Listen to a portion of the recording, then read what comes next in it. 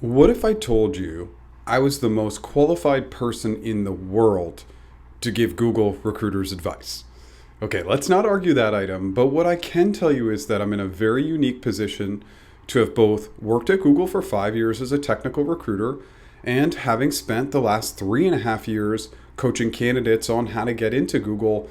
Couple all this data with all the YouTube comments, all the YouTube live questions, all the LinkedIn questions, and I truly believe that it would be hard to eclipse just the actual amount of data that I have on how candidates actually experience Google recruiters.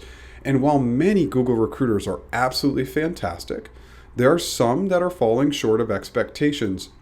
And the intent of this video is to provide advice that I know will help and provide it from the perspective of candidates.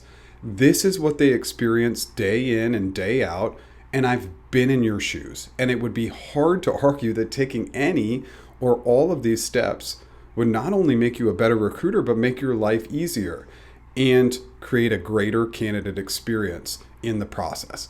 Okay, let's dive in. In this video, I'm going to use you to reference recruiters. So let's dive right in. Item 1, responsiveness.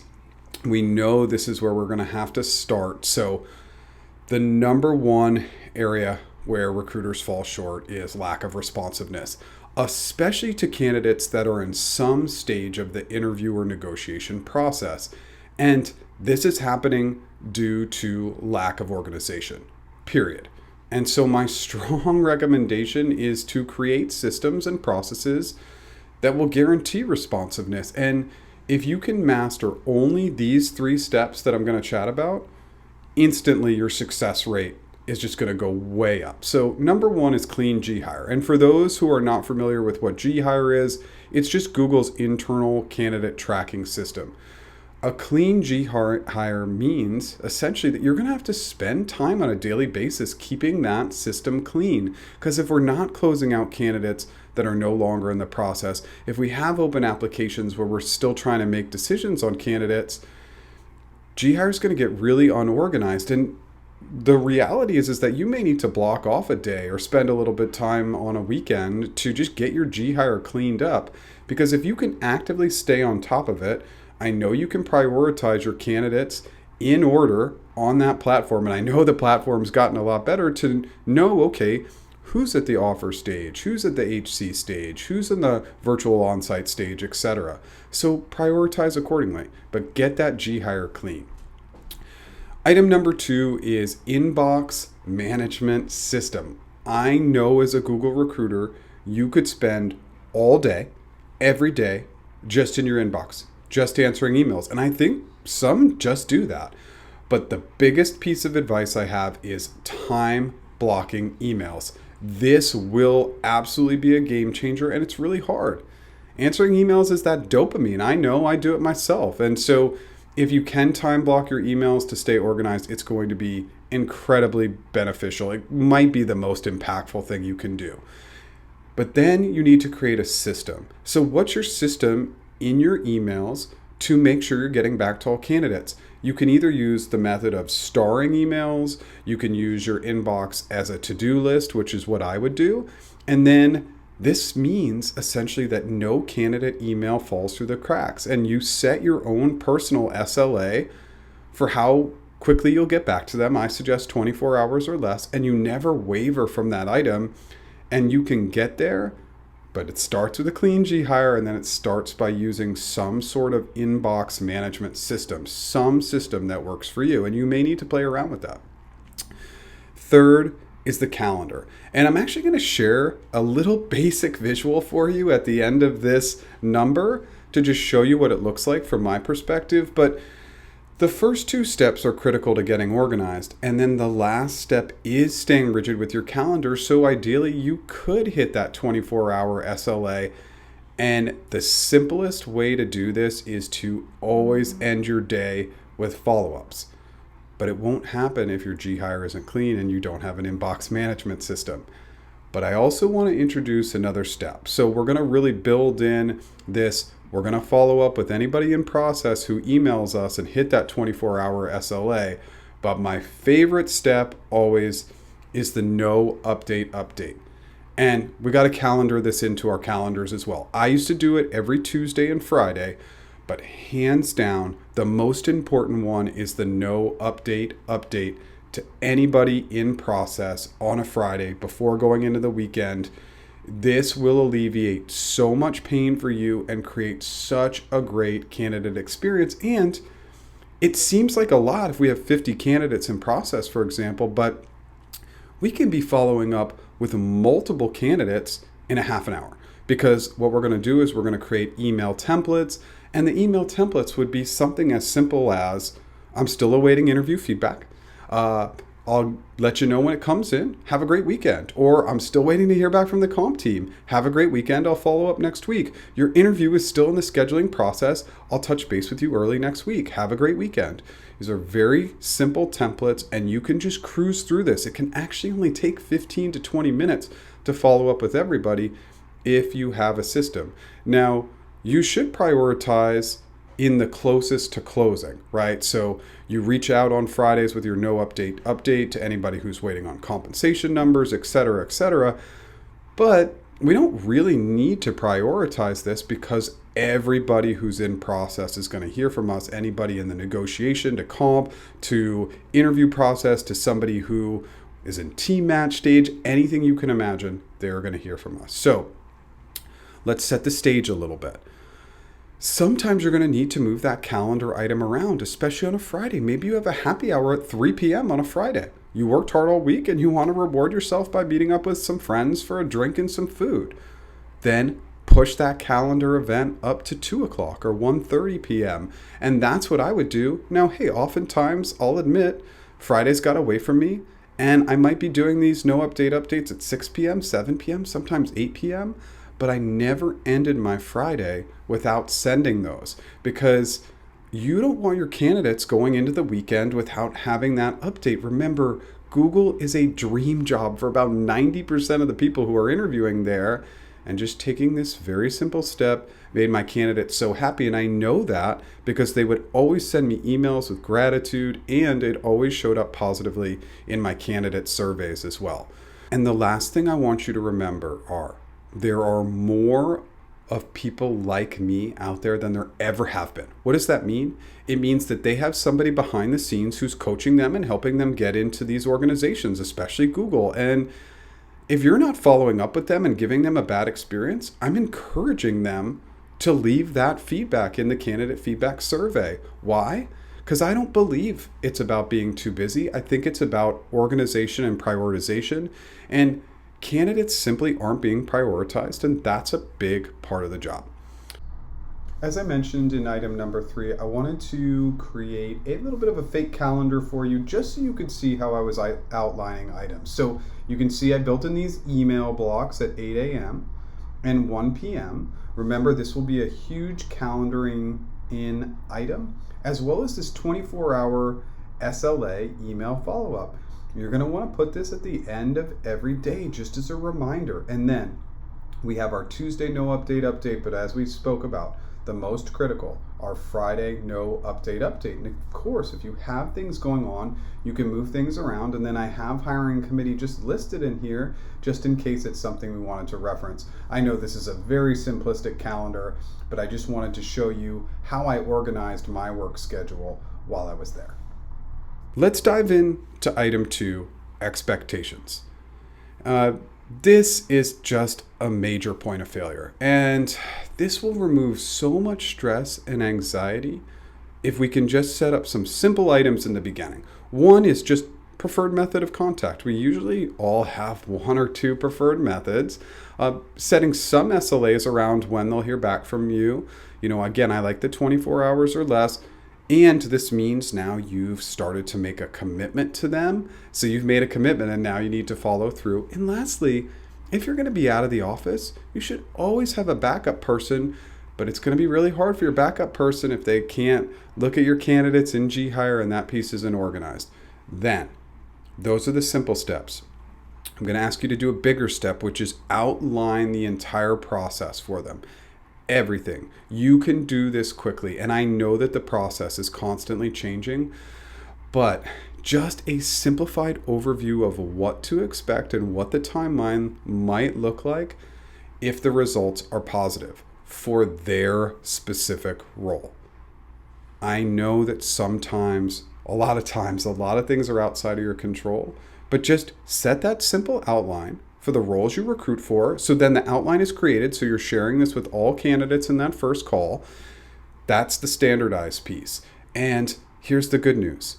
You can't get everything right, but by standardizing, you will hear from your candidates less because you'll have set that expectation, and you'll create a better experience, and you will make it easier on yourself. I really am trying to save you time, because one of the biggest pieces of feedback that comes in is how unclear the process is. And they're not there. They don't know. You are the source of truth. Use that to be as transparent as possible. I can tell you from my side of things, this is just a constant stress item for candidates. Let's try to remove this ambiguity right up front as much as we can. So now I kind of want to go in and dive into a few expectation areas that I think are falling a little bit short. Number one is level. And going to probably get a lot of pushback on this one, but the growing trend is the outright refusal to provide level guidance. And it's so painful, and it does seem a little bit unnecessary. I get it. You don't want to commit to a level because you don't know how they're going to perform, but we never put a candidate into the interview process without having at least a target level range. So simply stating, hey, we're targeting L4, L5 for you, but the final level is determined by interview feedback and the decision makers at the end of the process, so I cannot guarantee anything. But constantly saying you don't know, I mean, that's just not truthful. You know the range, provide it, but clearly communicate that it's only a target. By doing this, you have not overcommitted, but you've just effectively communicated and removed some of the stress of them not knowing. And then if you got any challenges at the end, you could simply say to candidate Bob, I made it very clear in our first conversation that I was not committing to a level. You did good enough in the interview process to pass through all the stages, but they want to hire you as an L3. I know we were targeting L4, L5, but it came through as an L3. And that's why I wanted to set that tone in our first conversation. So it's just really important on level. I think we can do a better job on providing a little bit more clarity. Number two is interview type. Recently, I'm hearing more and more often that recruiters are not providing the focus areas of the interviews, and they're being told, even going so far as the interview type is confidential, and I just don't understand how that's possible. How are we giving up anything confidential by saying it's a GCA interview, RRK, GNL, coding, system design, etc.? A few things are happening with this approach. If we tell them it's confidential, or we won't tell them, it's creating more stress and anxiety for your candidate, because they just want to know how to effectively prep and practice for that interview. Second, it makes them feel like you either don't know and or don't care to set them up for success. And why is that happening? Because their friends are being told the focus areas. They're being told that this interview will likely have X number of open-ended questions or behavioral questions. So they're talking to their friends, and now all of a sudden they're wondering, hey, is there some bias going on here? So really set the tone on what interview is happening when, and give them as much non-confidential information as you can. Number three is the prep call. This is another item that I've just seen a lot of inconsistency on. Some candidates are getting really good prep calls. Some are not getting as great prep calls. Some are not getting prep calls at all. And so many times when I reflect back on my time at Google, this is an area I know I could have improved on. I could have created a video for prep for my most common roles and shared it with them, kept it unlisted, and then just taken the time, if it was really role specific, or if there was some nuanced piece that I needed to share with them, and or take time for their questions. But create a system, because that will actually save you time. All my prep calls could have gone from 30 minutes to 15 minutes if I had just shot a couple videos for myself. It's really hard to get hired at Google, and these prep calls are really, it's what's going to set them up for success. We want to do everything we can If you don't know how to do a great prep call, just shadow a few people. Ask if you can sit in on their prep calls, because you'll learn some great tips and tricks by doing that. Number 4, in regards to setting expectations, is process. And to me, candidly, this is just one of the most frustrating items.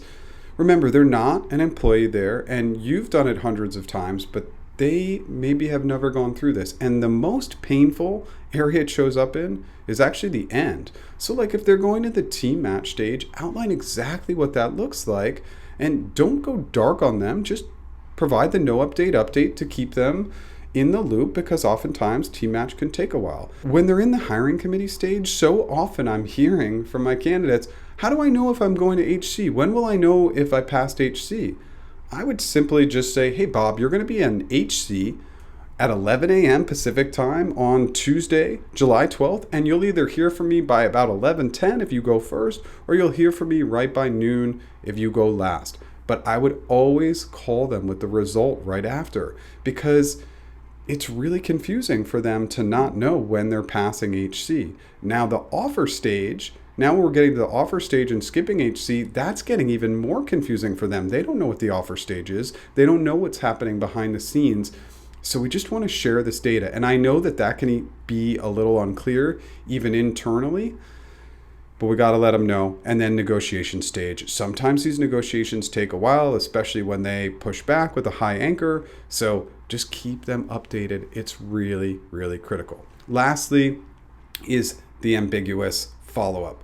This to me is also extremely frustrating. You send an email to Bob and you say, hey, Bob, let's chat next Monday at 1 p.m. Pacific. If Bob didn't make it, just pick up the phone and say, Bob, look, you didn't make it, and ask for feedback. We'll get into that in a little bit more in a moment. But these emails that have them waiting days to hear back that they got rejected, this is a constant process item that just does not create a great candidate experience. So let's move into section 3, which is advocating. And obviously we know as Google recruiters, and being a former Google recruiter, I say we a lot because I know I've been there. There are a number of areas where we can do a great job of advocating. So number 1 is actually starts with the role. Quite often, and not all the time, right? But there's about 5, 10, 15% of candidates who feel as though they're being put in a role where they're not being set up for success, and they're really worried about giving up that opportunity because they don't want to give up the Google opportunity, but they kind of know that they're not being set up for success. And I know they might find another role that's likely with another recruiter on another team, and you're going to have to put some effort in to get them there. But this is cyclical. They will refer great people to you. It's really important that we're trying to get them in front of the right role. Oftentimes I feel as though sometimes they're being forced, especially sometimes into too much of a technical role, and that can be really tricky. Number 2, interviewer accountability. This is one of my favorite sections of advocating. And this is going to show up in a couple of different ways. Let's start with the easiest step. When interviewers lag on providing feedback, I would give interviewers only a couple of chances, and then I'd bring in their manager. So at 3 days, I would email them. At 5 business days, I'd email them. And if I didn't get a response or they was pushing back, I'd CC in their manager. If nothing happened for another week, I would CC in their manager's manager. It is your job to get completed interview feedback, but you got to push. And this can absolutely be uncomfortable, but they need to provide feedback. And I had this instance while I was at Google. I had an interviewer that I knew would always lag on feedback, sometimes just never submit it. So I'd always give him a week. And then I started seeing in his manager. And then his manager pushed back and gave me a very hard time. I instantly went to the VP level and I said, this person's not providing feedback. Their manager's giving me a hard time about it. And guess what? That VP let that manager have it. I was doing my job.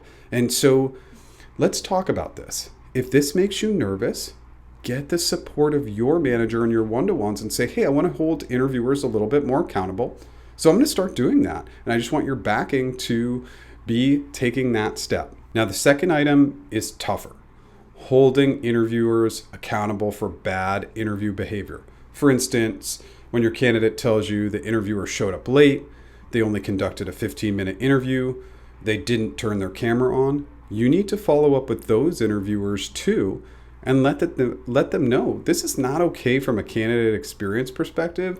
And if they don't respond to you or give you a hard time, CC in their manager. When they don't put the right amount of effort in, it directly impacts you. The likelihood that your candidate's going to have success in a bad interview goes way down. Again, you'll want to get the backing of your manager to really push back.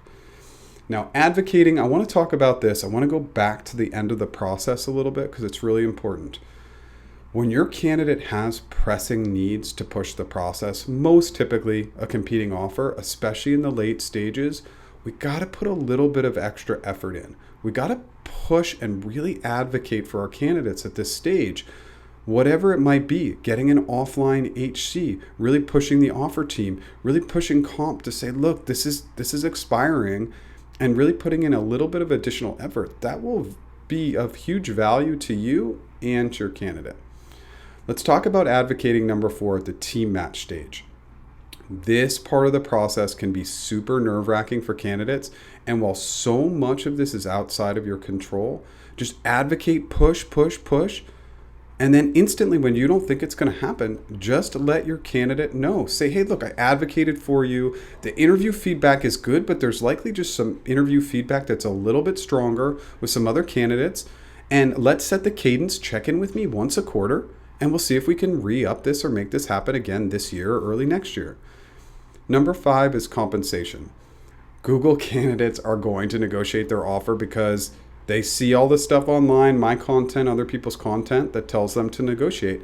And I think you've probably seen it. At least 95% of them will. And while you don't want to give it all away, help them understand a little bit more about how this process works. Some of the bad behavior I've seen is telling your candidates they can't go to HC or the offer stage without providing expectations, which they don't have to do. And oftentimes this ask is coming before level's been approved, making it even much harder.